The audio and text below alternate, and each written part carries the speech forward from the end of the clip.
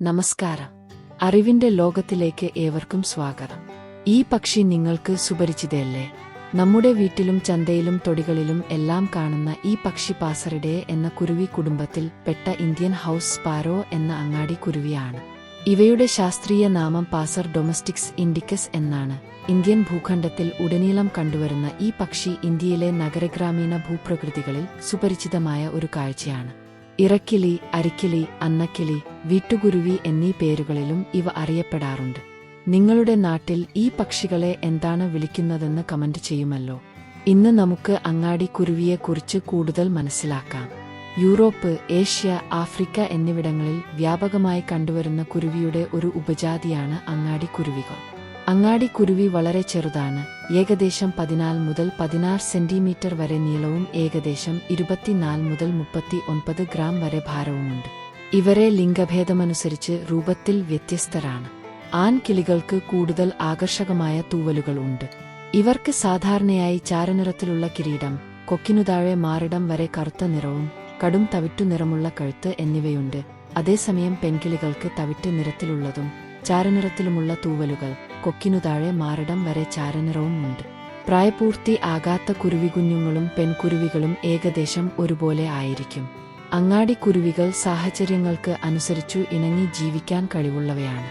ഇന്ത്യയിൽ നഗരത്തിലും നഗരപ്രാന്തപ്രദേശങ്ങളിലും ഗ്രാമപ്രദേശങ്ങളിലും ഇവയെ കാണപ്പെടുന്നു.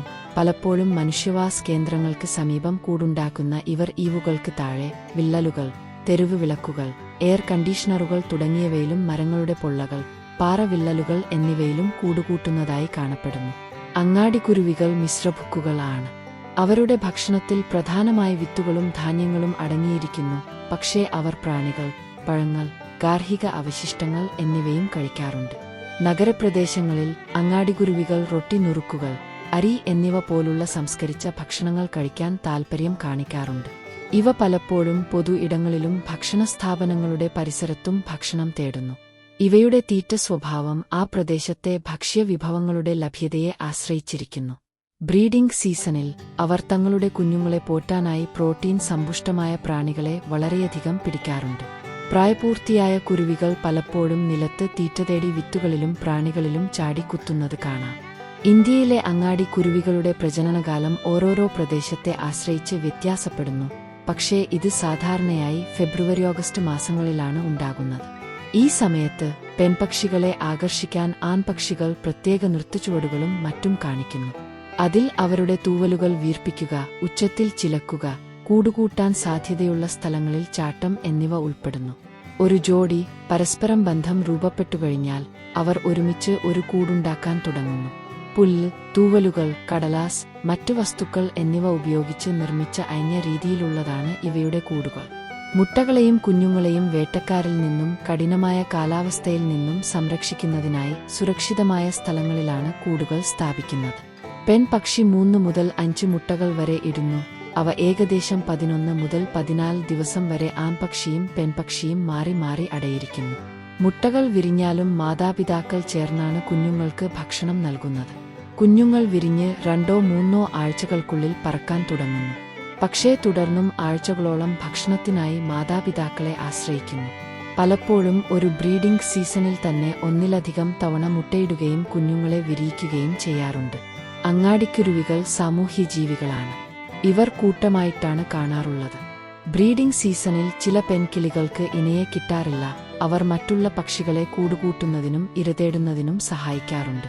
അങ്ങാടിക്കുരുവികൾ ഒന്നിച്ച് ഇരതേടുന്നതും കുളിക്കുന്നതും പരസ്പരം സഹായിക്കുന്നതും ഇവയുടെ ശക്തമായ സാമൂഹിക ബന്ധത്തെ സൂചിപ്പിക്കുന്നു. വ്യാപകമായി കണ്ടുവരുന്ന ഇനമാണെങ്കിലും ഇന്ത്യയുടെ ചില പ്രദേശങ്ങളിൽ അങ്ങാടിക്കുരുവികളുടെ എണ്ണം കുറഞ്ഞുവരികയാണ്. ഈ തകർച്ചയുടെ കാരണങ്ങൾ പലതാണ്. കൂടാതെ ആവാസവ്യവസ്ഥയുടെ നഷ്ടം, കാർഷിക രീതികളിലെ മാറ്റങ്ങൾ, മലിനീകരണം, മറ്റ് പക്ഷി ഇനങ്ങളുമായുള്ള മത്സരം എന്നിവ ഉൾപ്പെടുന്നു. നഗരവൽക്കരണവും ആധുനികവൽക്കരണവും മൂലമുള്ള ആവാസവ്യവസ്ഥയുടെ നഷ്ടം അങ്ങാടി കുരുവികൾക്ക് കൂടുണ്ടാക്കുന്ന സ്ഥലങ്ങളുടെയും ഭക്ഷ്യവിഭവങ്ങളുടെയും ലഭ്യത കുറച്ചു.